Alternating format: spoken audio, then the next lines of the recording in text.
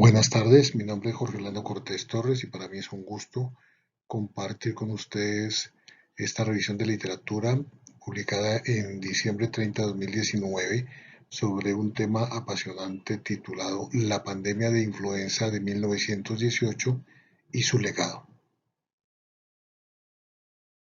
Esta revisión fue realizada por los doctores Jeffrey Taubenberger y David Morris del Instituto Nacional de Alergias y Enfermedades Infecciosas de Bethesda, Maryland. Estos dos científicos son de un alto nivel de producción académica, como podemos apreciar a través de PubMed, por lo cual consideré muy pertinente leerlos, estudiarlos y compartir sus conocimientos, socializando esta revisión de literatura con todos ustedes en un formato sencillo. En 2006 publicaron este artículo donde consideran que el virus de la influenza de 1918 es la madre de todas las pandemias. A principios de la década de 1990, o sea, 75 años de investigación, no han respondido la pregunta más básica sobre la pandemia de 1918.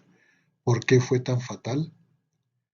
No se había aislado ningún virus de 1918, pero todos sus descendientes aparentes causaron una enfermedad humana sustancialmente más leve. Esta pandemia de 1918 hoy se reconoce más frecuentemente con el nombre de virus pandémico de 1918 en lugar de la gripe española y otros nombres que se le han dado.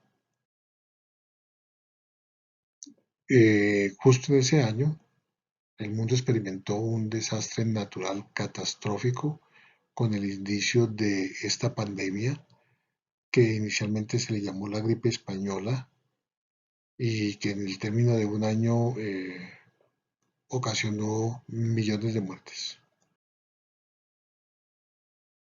Entre sus características encontramos que apareció en todos los lugares habitados de la Tierra, causando en el transcurso de un año enfermedades sintomáticas en aproximadamente un tercio de la población mundial, y la evidencia mostró un porcentaje significativo que había sido infectado y que sin embargo era asintomático y subclínico.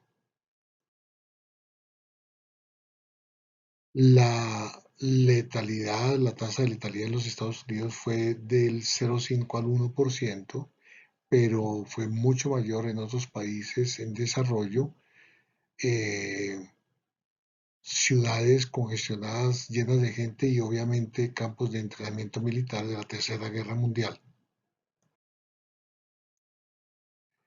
En el primer año pandémico, la mortalidad global estuvo entre 50 y 100 millones de individuos.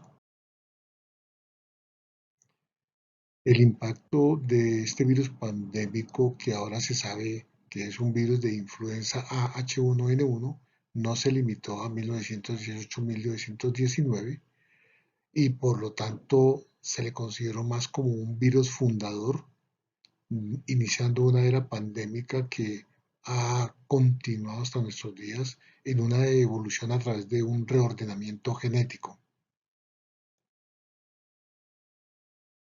En esta figura podemos apreciar las pandemias del siglo pasado.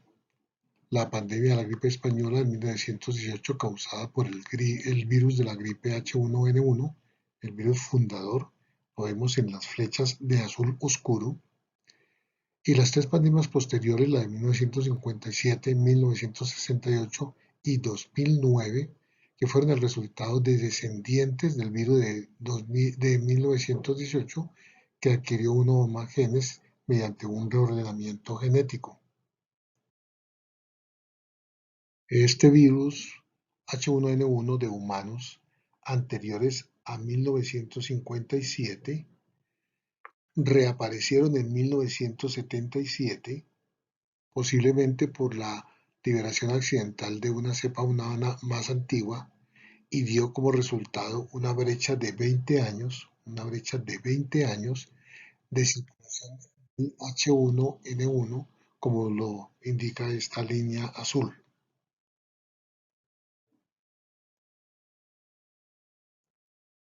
En consecuencia, los virus H3N2, los virus H3N2 de humanos cocirculaban, es decir, circulaban conjuntamente con el virus H1N1 estacionales del linaje humano de 1918 y circularon desde 1977 hasta 2009, hasta 2009, cuando este linaje fue reemplazado por un nuevo virus pandémico, el H1N1 de origen porcino. Ahora bien, solo en un año reciente, es decir, en el año de 2014-2015, 710.000 estadounidenses fueron hospitalizados por influenza y 56.000 murieron. En otros años, el número de víctimas incluso ha sido mayor. De hecho, los datos preliminares sugieren que la temporada de influenza de 2017 a 2018 pudo haber matado al menos 80.000 estadounidenses. Durante el siglo pasado, los virus de la influenza de 1918 han afectado indeleblemente nuestra concepción en la evolución de esta influenza pandémica. La preparación para la salud pública y la planificación de una futura pandemia se debe tener en cuenta, puesto que una posible aparición futura de una pandemia similar a 1918 puede suceder en cualquier momento.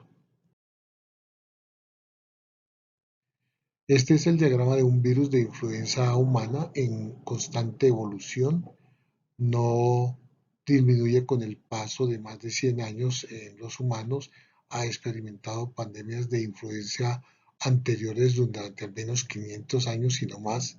Se han producido grandes epidemias y pandemias de gripe desde la Edad Media e incluso desde la Antigüedad.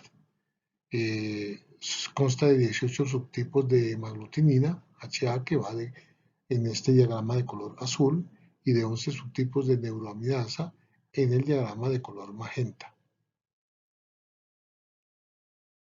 En los últimos 130 años, es decir, desde 1889 a 2020, han habido pandemias indudables en los años 1889, 1918 la Gran Pandemia, 1957, 1968, 1977 y 2009. Durante este periodo, pues han habido en promedio cada 36 años de esta enfermedad. En cuanto a la recuperación del virus de la influenza de 1918, podemos recordar que en 1995 se inicia un trabajo titánico para secuenciar el genoma viral pandémico. Los datos serológicos de la década de 1930 sugirieron por primera vez que el virus porcino clásico de los 30 y el virus pandémico de 1918 estaban estrechamente relacionados antigénicamente. En esta era molecular moderna, en 1995 se inicia ese trabajo titánico de secuenciar el genoma viral utilizando tejidos de autopsia de influenza de 1918 del Instituto de Patología de las Fuerzas Armadas, y en 1997 se publican secuencias parciales de este ADN complementario de 4 de los 8 segmentos de genes virales de este caso.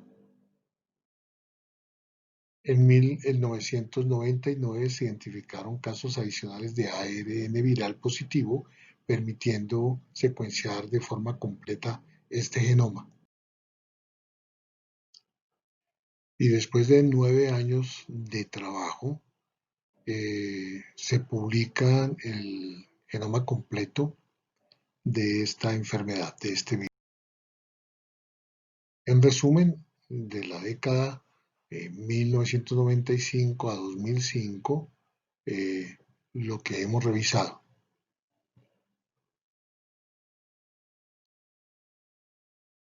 Estos datos de la secuencia del genoma sugieren que, primero, fue casi idéntica genéticamente en sus apariciones casi simultáneas en todo el mundo. Segundo, compartió muchas características genéticas. Y tercero, probablemente se derivó de un virus de la gripe A de las aves acuáticas salvajes.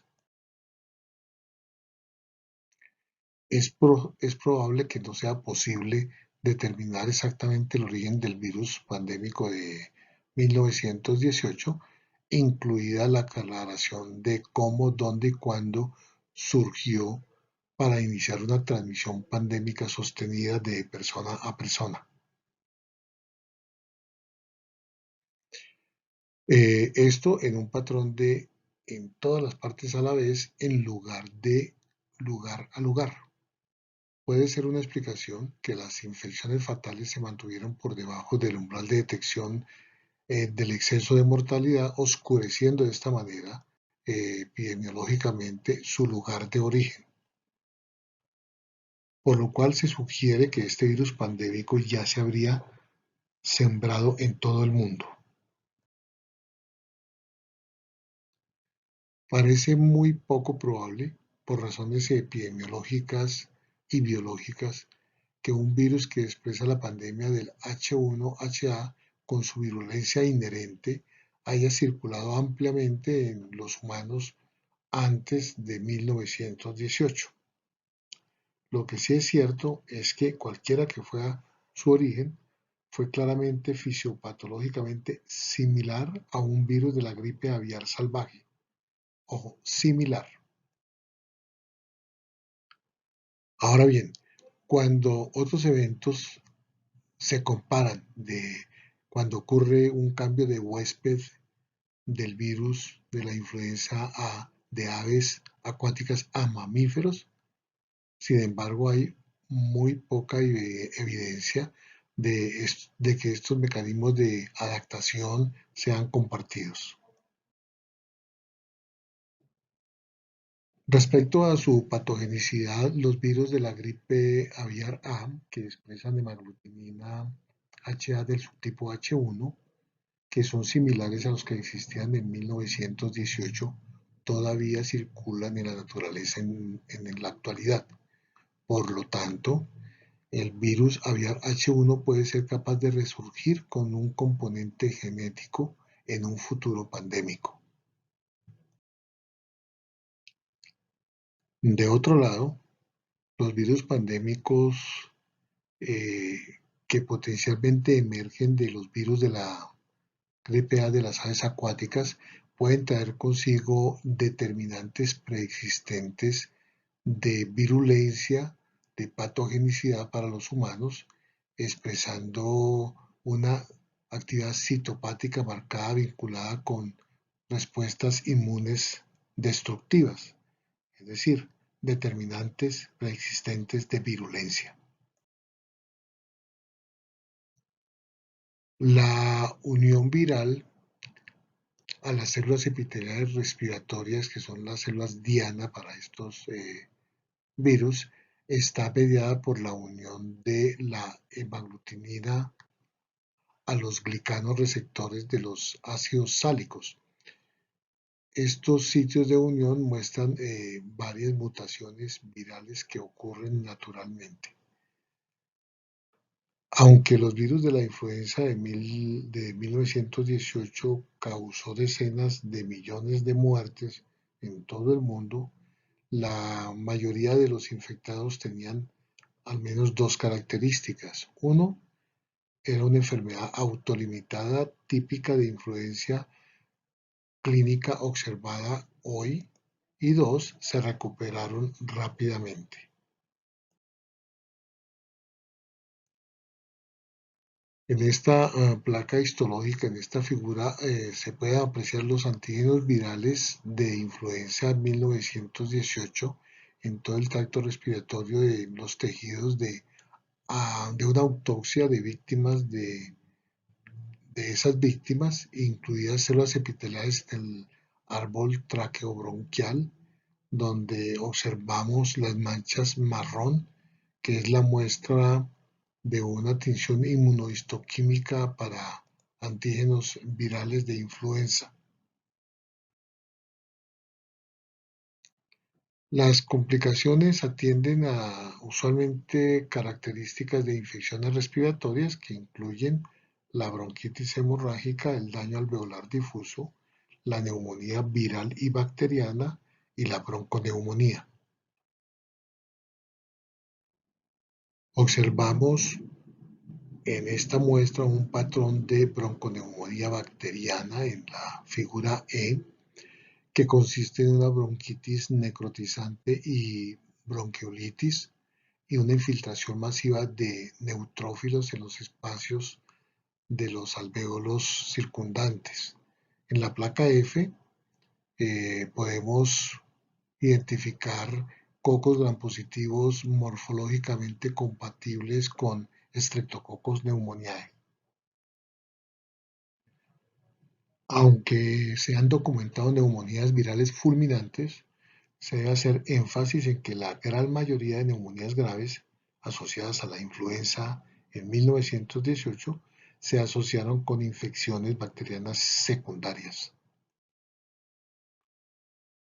Un determinante epidemiológico importante fue el patrón de mortalidad específico por edad sin precedente, es decir, en adultos jóvenes que se consideran son de 20 a 40 años, tienen un alto riesgo de morir, ocasionando una curva de mortalidad en forma W en esta pandemia de 1918, mientras que la forma tradicional, clásica, característica de infecciones por influenza es una forma de U eh, que se presenta en personas en los extremos de edad, es decir, menores de 5 años y mayores de 65 años. La gravedad de esta pandemia es multifactorial, donde encontramos factores virales, incluidos los casos de pirosis fulminante, los factores del huésped con sus comorbilidades, los factores bacterianos a través de infecciones bacterianas secundarias, y le agregaríamos los factores del medio ambiente que juegan un papel preponderante en el esparcimiento de la pandemia. Casi todos los millones de casos fatales se asociaron con infecciones bacterianas secundarias, principalmente con bacterias gram positivas del tipo de neumopatógenos como Streptococcus pneumoniae, Streptococcus pyogenes y Staphylococcus aureus. Durante siglos antes de 1918, la gripe fue un problema importante de salud pública. Hoy, 2020, 102 años después de la gran pandemia, sigue siendo un problema importante de salud pública. En términos de pandemias impredecibles, recurrencias anuales epidémicas estacionales de una gravedad variable. La historia respalda firmemente que habrá futuras pandemias de influenza, pero a pesar de un siglo de avance en la comprensión de la patobiología de la influenza, aún no es posible predecir cuándo y dónde aparecerán las próximas pandemias, qué subtipos virales serán los causadas por ellas o qué propiedades patogénicas mostrarán. Resumiendo, a pesar de que la historia respalda firmemente, habrán futuras pandemias de influenza y aún no es posible predecir: 1. ¿Cuándo y dónde aparecerán próximas pandemias? 2. qué subtipos virales serán los causados por ellas y 3, qué propiedades patogénicas mostrarán estas pandemias. Incluso con nuestro arsenal de antibióticos, de vacunas, de tratamientos avanzados en unidades de cuidados intensivos, con intervenciones no farmacéuticas, todavía nos enfrentamos a una gran morbilidad y mortalidad por la influenza. Durante más de 100 años, la pandemia de 1918 ha servido como un punto de referencia crítico para la importancia de la gripe en la salud pública. Los campos de la microbiología, la inmunología, la vacunología y la epidemiología continúan utilizando información obtenida de fragmentos de ARN pequeños y degradados del virus de la pandemia de 1918. Y bien, ha sido un gusto haber podido socializar con ustedes este valioso conocimiento publicado por los científicos doctores Jeffrey Taubenberger y David Morris, científicos de alto nivel en el tema de la virología, y los espero en una próxima oportunidad. Muchas gracias.